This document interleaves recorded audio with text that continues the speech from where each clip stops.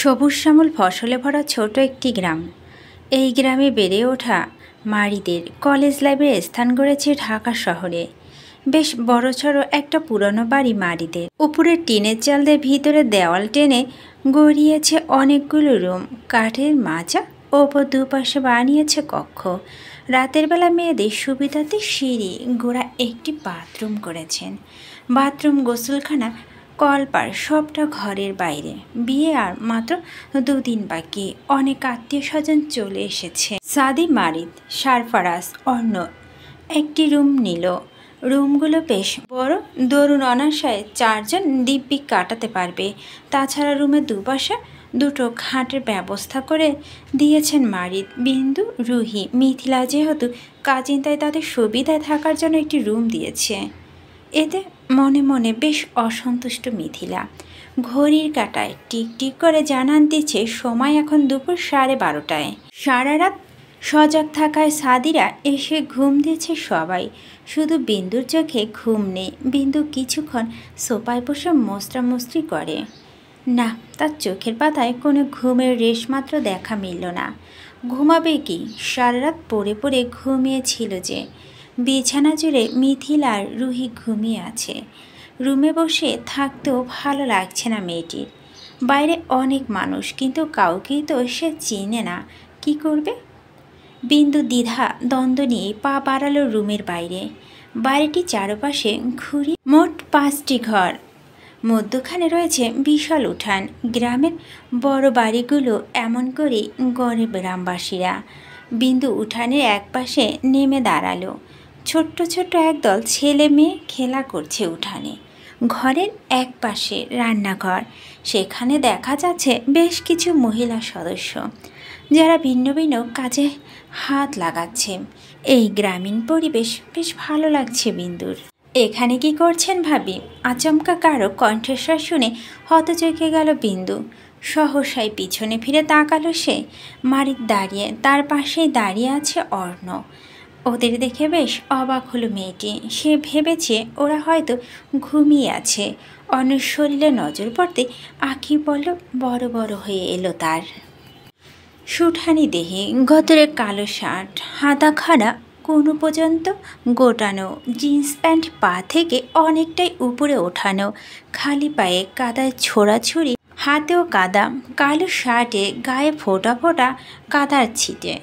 মারিদের শরীরও একই অবস্থা। এরা কি কোথায় আছাড় খেয়ে এসেছে? আছাড় খেলেও বা পুরো শরীর কাদায় থাকতো। ওদের এই হাল দেখে বিস্মিত হলো মেয়েটি। অন্যকে সাদা মাটা এই রূপে প্রথমবারে ন্যায় দেখল বিন্দু। মেয়েটি মারিদের প্রশ্নে উত্তর না দিয়ে অবাক গলাতে জিজ্ঞেস করলো, আপনাদের এই অবস্থা হলো কি করে ভাইয়া? নদীর ঘাটটা ভাঙা ছিল, সেটা ঠিক করলাম। বিয়ে বাড়ি কত মানুষকে আবার ভেঙে পড়ে হাত পা ভেঙে ফেলবে, তাই সেটা মেরামত করে আসলাম। আপনি একা একা এখানে কি করেন? ওরা এখনও ওঠেনি? বিন্দু অবাক হলো। কত বড় শিক্ষিত মানুষও কাদায় নেমে ঘাট মেরামত করে। ওদের পেশা সম্পর্কে অবগত নয় সে। তবে এরা যে বড় কোনো চাকরি বাকরি করে শিওর বিন্দু। বিন্দু ঠোঁট নেড়ে কিছু বলার আগে অন্য গম্ভীর গলা শুধালো, প্যান্টের পকেট থেকে মানিব্যাগটার ফোনটা বের কর। আকস্মিক এমন অপ্রত্যাশিত কথা শুনে থমকালো বিন্দু। চক্ষু যুগল বড় হয়ে এলো মেয়েটির। ফ্যাল ফ্যাল করে তাকিয়ে রইল অন্যর দিকে। সে যা শুনেছে সত্যি শুনল নাকি ভুল? অন্য তীক্ষ্ণ দৃষ্টিতে তাকালো মেয়েটির দিকে। গলা চাপিয়ে গম্ভীর গলায় দিল এক ধমক। গাধীর মতো তাকিয়ে আছিস কেন? কি বললাম কথা কানে যায় না? জি। বিস্ময় হতবাক বিন্দু। লোকটির হঠাৎ কি হলো? বিন্দু বেকুবের ন্যায় মুখখানার দিকে তাকিয়ে দাঁত পিষালো অর্ণ। দাঁতে দাঁত পিষিয়ে চিবিয়ে চিবিয়ে বলল, প্যান্টের পকেট থেকে মানিব্যাগ, ফোনটা বের কর। কথাটা আর একবার রিপিট করতে হলে তোর কান গরম হয়ে যাবে। অন্যর গম্ভীর ধমকে ভড়কে গেল বিন্দু। ভীত হয়ে সামান্য সামনে এগিয়ে গিয়ে দাঁড়ালো অর্ণর পাশে। দুজনের মধ্যে কেবল কিঞ্চিত কয়েক দূরত্ব। বিন্দু শুকনো ঢোক গিলে গলাখানা ভেজানোর চেষ্টা চালায়। মরুভূমির ন্যায় শুকিয়ে কাঠ হয়ে আছে গলাদয়। মেয়েটি তার কাঁপা কাঁপা হাত বাড়িয়ে দিল অন্যর প্যান্টের পকেটের কাছে। বুক কাঁপছে, তার পকেটের অতি নিকটে পৌঁছে গিয়েও হাতখানা থেমে গেল। অস্থির, অপ্রস্তুত, থতমত মুখশ্রী মেয়েটির। অন্য তীক্ষ্ণ দৃষ্টি মেয়েটি কম্পিত হাতে, অন্য ধারালো চোয়াল দেখে ভীতকর হয়ে পড়ে বিন্দু। দ্বিধাদ্বন্দ্বে হাতখানা গলিয়ে দিল অন্যের প্যান্টের পকেটে। বিন্দু অনুভব করল তার নাজুক হাতখানা থরথর করে কাঁপছে। বিন্দু প্রথমে অন্যের প্যান্টের পকেট থেকে মানিব্যাগ বের করে আনার, তারপর পুনরায় হাত গলিয়ে একটা আপেল খচিত অ্যান্ড্রয়েড ফোন বের করে আনে। বিন্দু অস্বস্তিতে ডোবায় আর চোখ চাইল মারিদের দিকে। লোকটা ওদের তাকিয়ে মিটিমিটি করে হাসছে। অন্য সম্পর্কে যতই বড় ভাই হোক, তবু লোকটির সাথে কথা বলতে তার অস্বস্তি বোধ হয়। বিশেষ করে লোকটির ধূসর ঘোলাটে নেত্র তীক্ষ্ণ চাউনি তাকে মুড়িয়ে দেয়। বিন্দু কোনায় চোখে একবার অন্যের বুকের দিকে তাকালো। গলার নিচে প্রথম দুটো বোতাম খোলা। দরুন ফর্সা বুকের কালো কুচকুচে লোমশ উঁকি মেরে বেরিয়ে আসে। ফর্সা বুকের কালো লোমশগুলো দেখতে বেশ আকর্ষণীয় লাগছে। বিন্দুর চোরা চোখে তাকালো অন্যের দিকে। লোকটি তার দিকেই কেমন করে যেন তাকিয়েছিল। অন্য তীক্ষ্ণ দৃষ্টিতে দৃষ্টি পড়তেই ভরকালো, থতমত খেলো মেয়েটি। ধুম করে নেতিয়ে পড়তে মেয়েটির দৃষ্টি কম্পিত হাতখানি এগিয়ে দিল সুঠামদেহী বক্ষস্থলে। থরথরিয়ে কাপা হাতখানা রাখল অর্ণর বুক পকেটের ওপরে। ধীরে সুস্থে আঙ্গুলগুলো পুড়ে দিল বুক পকেটের ভাঁজের মধ্যে স্থানে। একটি আসপেল খচিত বাটন ফোন আর কিছু খুচরো টাকা বেরিয়ে এলো পকেট হতে। লোকটির কথা মতো তো এগুলো নিল, এখন এগুলো সে কি করবে? তবে তাকে কষ্ট করে কিছুই বলতে হলো না। তার আগেই গম্ভীর গলায় সুথাল অর্ণ, এগুলো তোর কাছে রাখো, চাইলে ফোন দেখতে পারিস, শুধু কেউ ফোন দিলে ধরবি না, আর না কেটে দিবি। যা ঘরে যা, উঠানের বাহিরে যেন না দেখি রুমে যা।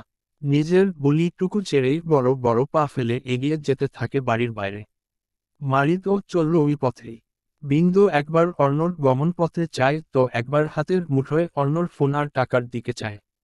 মেয়েটির চোখে মুখে বিস্ময়ের দৃষ্টিতে অবাক আর হতভম্ব। চাইলে ফোন দেখতে পারিস, এত ভালো হলো কবে? এই ব্যাটা হনুমান মুখ লোক হতেই পারে না। নিশ্চয়ই নদীতে থাকা বুড়ি হনুমান মুখ লোকটিকে নিয়ে চম্পট দিয়েছে। এই ব্যাটা কিছুতেই অন্য হতেই পারে না। কে গো মা তুমি? হতভম্ব বিন্দুর আকাশকুসুম কল্পনার অবসান ঘটিয়ে তার কর্ণ স্পর্শ করে একটা মহিলা কণ্ঠস্বর। অর্ধবয়স্ক এক মহিলা, আতপ্রোর করে পড়ে আছে একখানা বেগুনি রঙের সুতি কাপড়। বিন্দু সালাম দিল, মৃদু স্বরে বলল, মারিদ ভাইয়ের বন্ধু অর্ণ আছে না? আমি তার বোন। ভদ্রমহিলা হেসে বললেন, তুমি অর্ণর বইন? হায় খোদা, আমি চিনবার পারি নাই। দাহপোলার কাণ্ড, বইনদের নিয়া আইছে আমাগো লগে পরিচয় করাইয়া দিবে না। তবে তোমার নাম কি মা? তোমার বাপ মায়ে কেমন আছে? মহিলার এত প্রশ্ন আর গদগদ আত্মহারার কথায় কিঞ্চিত ভরকায় বিন্দু। মহিলাটির কথাই বোঝা যায় অর্ণর পূর্ব পরিচিত লোক। বিন্দু মাথা নাড়িয়ে পুনরায় ক্ষীণ স্বরে বলে, জি, আমার নাম নাজিবা বিন্দু। মা বা ও ভালো আছে। মেয়েটির মুখ চিরে অস্পষ্ট সুরে বেরিয়ে এলো বাবা শব্দটি। তার জন্মদাতা যেখানে আছে, সেখানে ভালো মন্দ খবর পাওয়া মানবজীবনের সাধ্যের বাইরে। নিজের অজান্তেই সাজ্জাদ রেজাকে বাবা বলে সমর্থন করেছে সে। বিন্দুর ভাবনার মধ্যেই মহিলা ফের বলে ওঠে, তুমি এইখানে একলা একলা কি করো মা? রুমে ভালো লাগছিল না, তাই একটু বাইরে বাতাসে বের হলাম। বড্ড বিনয়ী কণ্ঠে বলল বিন্দু। কথাখানা শুনেই ভদ্রমহিলা কাউকে হাত ছেড়ে ডাকল, লতা, মিরি, সুন্দরী কোথায়? তোরা এইদিকে আয়। বাড়িতে এতগুলা শেয়ানা মায়া থাকতে তোমার একলা থাকা লাগবে কেন? ভদ্রমহিলার কথা শেষ হতে না হতেই ৩-৪টা মেয়ে ছুটে এলো। দুটো মেয়ে বিন্দুর সমবয়সী আর দুটোর হবে হয়তো ১৩-১৪ বছরের। ওরা এসে দাঁড়াতেই মহিলা সুথাল, এই হলো আমাগো মেহমান, তোগর বইন লাগে, ওরে তোদের সঙ্গে সঙ্গেই রাখবি। নতুন আইছে কিছু চেনা না, সুবিধা অসুবিধা খেয়াল রাখবি। ওদের সঙ্গে থাহমা, ঘুরে ফুরে আহো, ভালো লাগবে। একাশ মমতাময়ী গলাতে কথাগুলো বলে নিজের কাজে ছুটে গেলেন ভদ্রমহিলা। তার নাম পরিচয় কিছুই জানা হলো না মেয়েটির। বড্ড সহজ সরল মানুষ ভদ্রমহিলা। মেয়েগুলোর সাথে পরিচয় হলো বিন্দুর। দুটো এবারে ট্রেনে উঠেছে, আর দুটো এটে।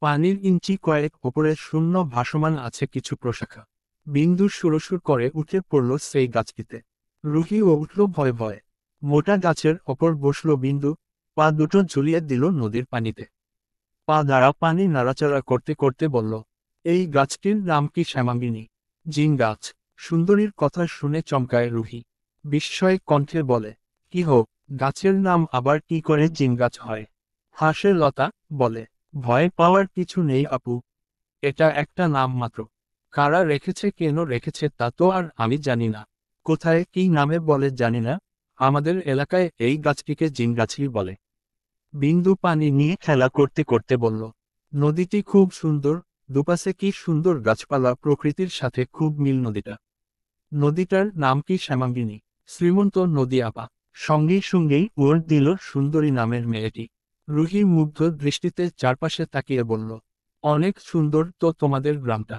ওই দিকটায় আরো সুন্দর সুন্দর জায়গা আছে, যাবেন আপা। ওই দিকটায় আরো সুন্দর সুন্দর জায়গা আছে, যাবেন আপা। লতার কথা শুনেই লাফিয়ে উঠে দাঁড়ালো বিন্দু, গাছ থেকে নামতে নামতে বলল, সত্যি, তবে চলো। উদ্ধৃতি চিহ্ন। রুহিও উঠে দাঁড়ালো।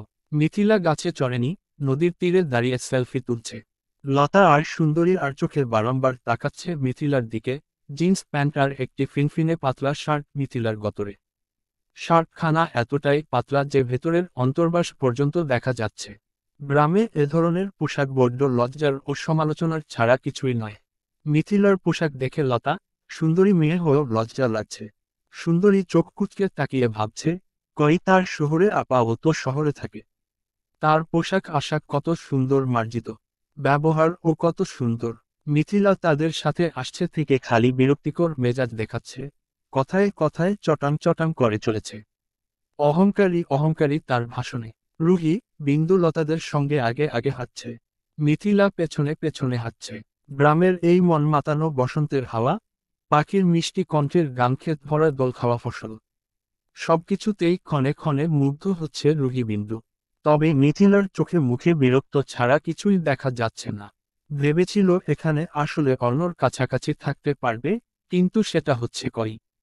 আসার পর থেকে এখন পর্যন্ত অর্ণর সাথে দেখাই হয়নি।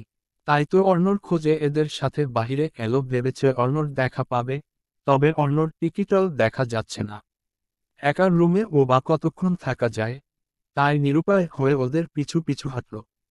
চারপাশে খোলা মাঠ, মধ্যে একটি বিলের মতো স্থান, সনসনে বাতাস, পাখির কিচিরমিচির শব্দ, বেশ মনোরম দৃশ্য।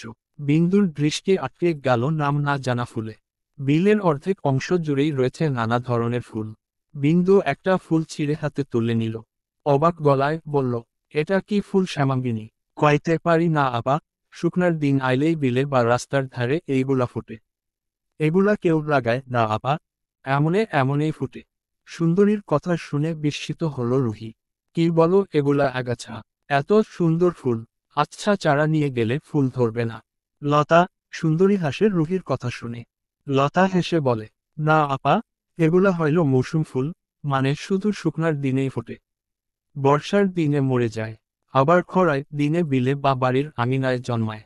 অবিকল সূর্যমুখী ফুলের মতো ফুল, আকারে একেবারেই ক্ষুদ্র। বিন্দু একটা ফুল ছিঁড়ে হাতে তুলে নিল।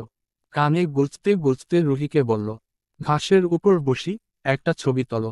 আসার সময় অর্ণর অ্যান্ড্রয়েড ফোনটা নিয়ে এসেছে, ভেবেছে দেখা হলে যদি চায় তাহলে দেয়া যাবে। এখন ফোনটা তার কাজে লেগে গেল। গ্রুপ ফটো সহ বিভিন্ন অ্যাঙ্গেলে বেশ কিছু ছবি তুলল। ক্ষেতের মাঝে গুটি কয়েক মহিলা পুরুষ এক স্থানে জড়সড় হয়ে কিছু একটা করছে। বিন্দুর কৌতূহল জাগল, তর্জনী দিয়ে ইশারা করল সেথায়, কৌতূহলী গলায় সুথাল, ওখানে তারা গোল হয়ে কি করছে শ্যামাঙ্গিনী? সুন্দরী তাকালো সেদিকে, উড়ে বলে, চীনা বাদাম উঠাচ্ছে আপা। চীনা বাদাম? অবাক হয়ে জানতে চাইল রুহি। সুন্দরী মাথা নাড়িয়ে হ্যাঁ বোঝালো। রুহি বায়না ধরে বলল, চলো না কাছে গিয়ে দেখি, আমরা কখনো এগুলো চাষ করতে দেখিনি। সুন্দরী মাথা নাড়িয়ে সামনে চলল। সবাই মিলে এগিয়ে গেল সেখানে। একই এলাকার মানুষ তারা। কিরে সুন্দরী, এরা কারা? তাদের মধ্যে একজন মহিলা জিজ্ঞাসা করল সুন্দরীর কাছে। জবাবে সুন্দরী বলে, আমাগো মেহমান চাচি, ঢাকা থেকে আইছে। এসব কখনো দেখে নাই, তাই দেখাতে নিয়ে আইছি। ভদ্রমহিলা বললেন, অতীত লয়া বয়া যাইস, বাদাম ভাইজা খাওয়া মনে, কাঁচা বাদাম খাইলে নিয়া দে। লতা এক থোকা বাদাম ওদের দিল, বিন্দু মুখে নিয়ে চিবিয়ে ফেলে দিল। তার কাছে কাঁচা বাদামের স্বাদটা ভালো লাগেনি। রুহি পরপরই দুটো গুটি খেয়ে ফেলল, তার কাছে বেশ ইন্টারেস্টিং লাগলো। মিথিলা নাক সিটকায় ওদের খাওয়া দেখে দাঁড়িয়ে রইল দূরে। এক গোছা গাছ তুলতেই বেরিয়ে এলো অনেকগুলো বাদাম। পুরুষরা মাটি থেকে গাছগুলো টেনে তুলছে, আর সেই গাছের গোড়ায় থোকা বাঁধা বাদামগুলো মহিলারা সংরক্ষণ করছে। বাঁশের সাথে মধ্যেখানে ইঞ্চি কয়েক ফাঁকা রেখে আর একটা বাঁশ বাঁধা। গাছগুলোর সেই ফাঁকা স্থানে নিচ থেকে উপরে টান দিতেই জড়ো করে বাদামগুলো নিচে পড়ে গেল। রুহির কাছে ব্যাপারটা বড্ড ইউনিক লাগলো। বিন্দু বড় বড় নেত্র করে তাকিয়ে রইল, কতটা কঠিন কাজগুলো গ্রাম বাংলার মানুষ কতটা সহজেই নিজেদের বুদ্ধি দ্বারা সংক্ষেপে সমস্ত করছেন। আরও বেশ কিছুক্ষণ ঘুরল ওরা। বিকেলটা ফুরফুরে মেজাজে কেটে গেল। সন্ধ্যা ঘনিয়ে আসছে। বাড়ির বয়োজ্যেষ্ঠরা উঠানে বসে বিয়ে বিষয়ে আলোচনা করছে। ডেকোরেশনের লোক লেগে পড়েছে বাড়ি সাজানোর কাছে। বিন্দু আর রুহি কলপারে গেল হাত পা ধুইতে। সুন্দরী টিউবওয়েল চেপে দিচ্ছে। মেয়েটি একটুর জন্যেও বিন্দুর হাত ছাড়া হয় না। ফেভিকল এর মতোই চিপকে থাকে তার কাছে। বিন্দুর ও বেশ ভালো লাগে মেয়েটিকে। তাই তো ভালোবেসে ডাকে শ্যামাঙ্গিনী। ভীষণ মিষ্টি মেয়েটি। বিন্দু, পরিচিত কণ্ঠস্বর কর্ণে পৌঁছাতেই তড়িৎ গতিতে পেছনে ফিরল বিন্দু। মেহেদি দাঁড়িয়ে আছে তার সামনে। এই মুহূর্তে মেহেদিকে দেখে বিস্মিত হলো মেয়েটি। কোথা থেকে যেন বৃষ্টি ছুটে এসে ছাপটে ধরল বিন্দুকে। অপ্রস্তুত থাকায় দু কদম পিছিয়ে গেল বিন্দু। রুহি অবাক হয়ে বলল, তোরা এখানে? মেহেদি এগিয়ে গিয়ে দাঁড়ালো ওদের কাছে। কপাল কুঁচকে জিজ্ঞেস করল, আমারও তো একই প্রশ্ন। তোরা এখানে যে, কিভাবে কি? মারিদ ভাইয়ের বোন রুমকি আপুর বিয়েতে এসেছি। কিন্তু তোরা এখানে কেন? রুহির কথা শুনে বৃষ্টি ঠোঁট প্রসারিত করে বলে উঠল, মারিদ ভাইয়ের বাবা আর আমার বাবা খালাতো ভাই। বিন্দু অবাক হয়ে বলল, তাই নাকি? এই জন্যই বলেছিলি তোরা বিয়ে খেতে গ্রামে যাবি। কবে এলি তোরা? গত পরশু দিন আসছি। তোরা কখন এলি? মেহেদির প্রশ্নের জবাবে রুহি বলল, কালকে এসেছি। করি তোদের তো একবারও দেখলাম না। পাশের গ্রামেই ফুফুর শ্বশুর বাড়ি, সেখানে গিয়েছিলাম কালকে সকালে। এই তো কিছুক্ষণ হলো আসলাম। বিন্দু আর রুহির যেন আনন্দের আর সীমা রইল না।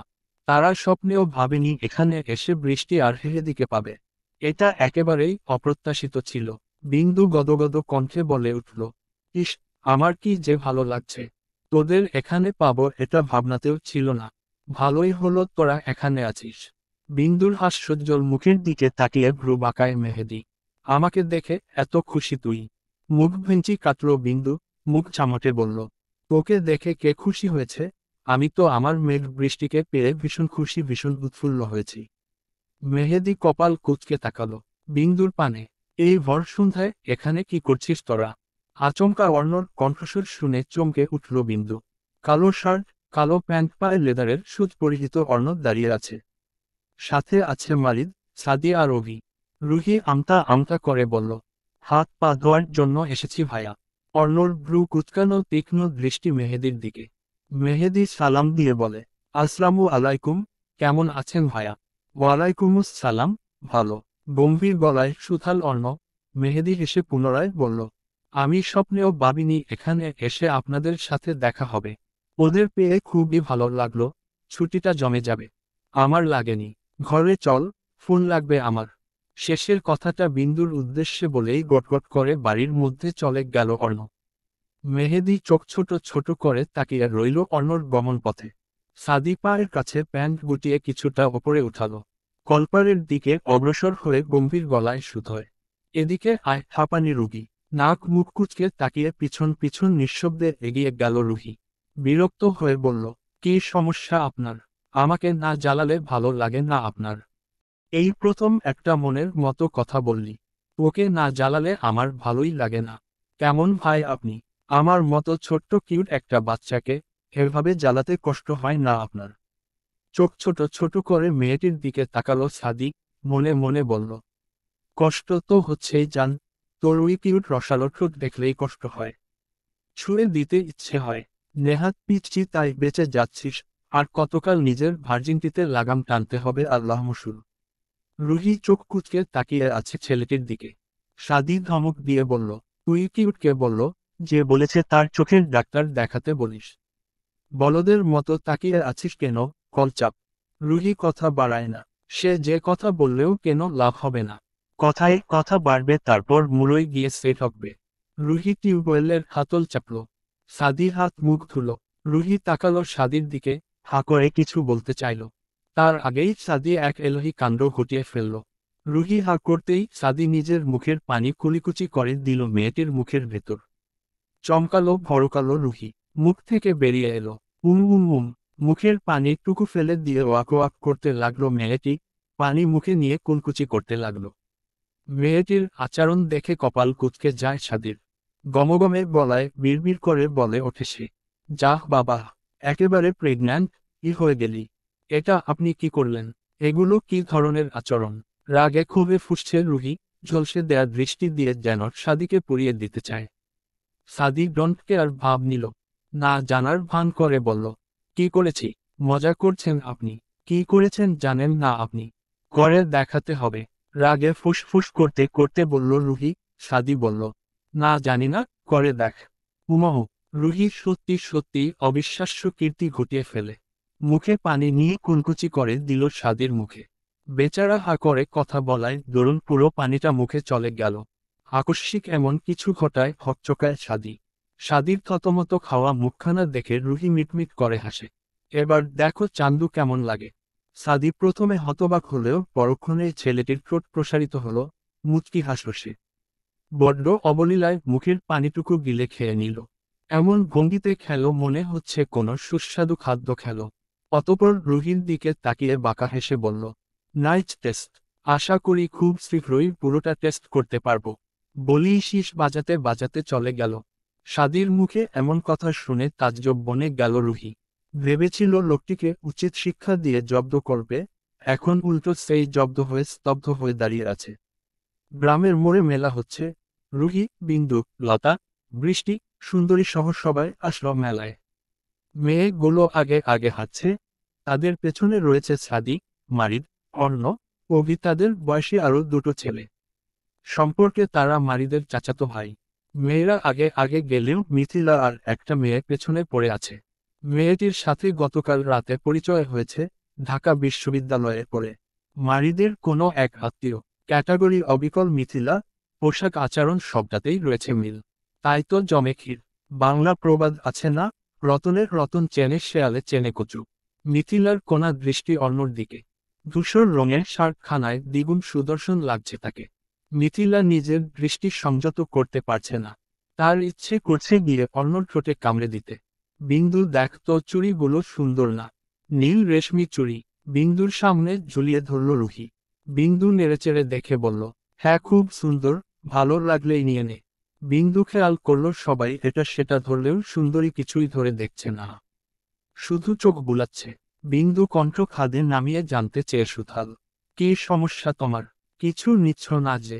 মলিন হাসল সুন্দরী, আমতা আমতা করে বলল, এগুলো আমার পছন্দ হচ্ছে না আপা, আপনারা নেন আমি দেখি। আপা ডাকো, অথচ আপার সাথে মিথ্যা কথা বলো। আমার ঢের ভালো মনে আছে তুমি বলছিলে তোমার মাটির গহনা চুরি খুব পছন্দের। তাহলে শ্যামাঙ্গিনী তার আপার সাথে মিথ্যা কথা কেন বলল? সুন্দরী মাথা নিচু করে ফেলল। মারিদের বাবার মতো তার বাবার অত টাকা নেই। ছোট্ট একটা মুদির দোকান থেকে আর কতই বা আয় হয়। সুন্দরীকে কষ্ট করে কিছুই বলতে হলো না। তার না বলা কথা যেন বিন্দু পড়ে ফেলল।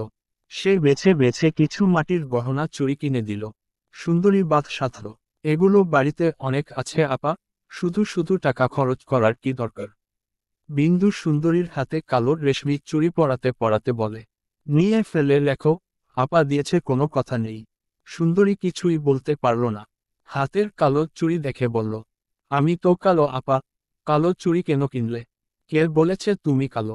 তুমি স্নিগ্ধ। আর যেন না শুনি তুমি নিজেকে ছোট কুৎসিত মধ্যে করো, তাহলে আপা কিন্তু খুব রাগ করবে। বুঝতে পারছো? সুন্দরী মাথা নাড়িয়ে বলল, হ্যাঁ বুঝেছে। মানুষের কিচিরমিচির শব্দে মিথিলার মাথা ধরে আসছে। যার জন্য এত আত্মত্যাগ সে করি। কাঙ্ক্ষিত পুরুষের মুখখানা দেখে হাসি ফুটে উঠল মিথিলার ঠোঁটে। ছুটে গিয়ে দাঁড়ালো অর্ণর সামনে। কোনো কথাবার্তা না বলেই তার বাহু জড়িয়ে টেনে নিয়ে গেল একটি চুড়ির দোকানে। একজোড়া চুড়ি দেখিয়ে গদগদ কণ্ঠে বলল, এই চুড়ি জোড়া কেমন হবে অর্ণ? আমাকে কিছু চুড়ি পছন্দ করে দাও না, আমি ঠিক পছন্দই করতে পারছি না। অর্ণ বিরক্তি হয়ে নিজেকে ছাড়িয়ে নিল। শান্ত স্বরে বলল, এসব মেয়ালা কিছু আমি বুঝি না, তুই অন্য কাউকে ডেকে নে। নিজের বুলিটুকু ছেড়েই বড় বড় পা ফেলে চলে গেল। অর্ণর প্রস্থান পানে চেয়ে আছে মিথিলা, চোখে মুখে তার যে ক্ষোভ। এই চুড়িটার একটু বড় সাইজ হবে ভাইয়া। এক মুঠো টকটকে লাল রেশমি চুড়ি। দোকানদারকে দেখিয়ে বলল বিন্দু। কতবার ট্রাই করে দেখেছে, তার হাতে ঢুকছেই না। 25-26 বছরের দোকানদারটা বিনয়ী গলায় বলল, এটার বড় হবে না আপু, ওটাই আপনার হাতে যাবে। চুড়িগুলো আমার কাছে দিন আপু, আমি পরিয়ে দিচ্ছি। বিন্দু হাত বাড়িয়ে দিল দোকানিদের দিকে। ছেলেটি যখনই বিন্দু হাতে চুড়ি পরিয়ে দিতে যাবে, ঠিক তখনই কেউ বাজের মতো ছো মেরে নিয়ে নিল চুড়িগুলো। উক্ত এক হাত দিয়ে বিন্দুর আঙ্গুলগুলো একত্রিত করে অন্য হাত দিয়ে বিন্দুর হাতে চুড়ি পরিয়ে দিচ্ছে। আকস্মিক এমন অনাকাঙ্ক্ষিত কাজে চমকায় ভরকায় বিন্দু। নেত্র পল্লব বড় বড় হয়ে এলো। বিস্ময়ের দৃষ্টিতে তাকালো অর্ণর দিকে। গম্ভীর মুখশ্রী কানের ফোন কাঁধের সঙ্গে চাপিয়ে রাখা। মাথা কাত করে ফোনটি কাঁধের সাথে চেপে ধরে কারোর সাথে কথা বলছে। মুখের এক্সপ্রেশন দেখে মনে হচ্ছে সে ভাজা মাছটাও উল্টে খেতে জানে না। একদম স্বাভাবিকভাবে পরিয়ে দিচ্ছে চুড়িগুলো। এতটাই দক্ষ হাতে চুড়ি পরিয়ে দিচ্ছে মনে হচ্ছে আরো অনেকবার এই কাজ করেছে। বিন্দু হাঁসফাঁস করে। অস্বস্তি অপ্রস্তুত লেনিনে আর্স্ট হয়ে মিলিয়ে গেল। দূর থেকে এই দৃশ্য দেখে কেউ জ্বলে পুড়ে ছারখার হয়ে গেল। অগ্নিশিখা চক্ষু ওদের দিকে যেন পুড়িয়ে দিবে সব। যেন তার দৃষ্টিতে বিন্দু ছারখার হবে।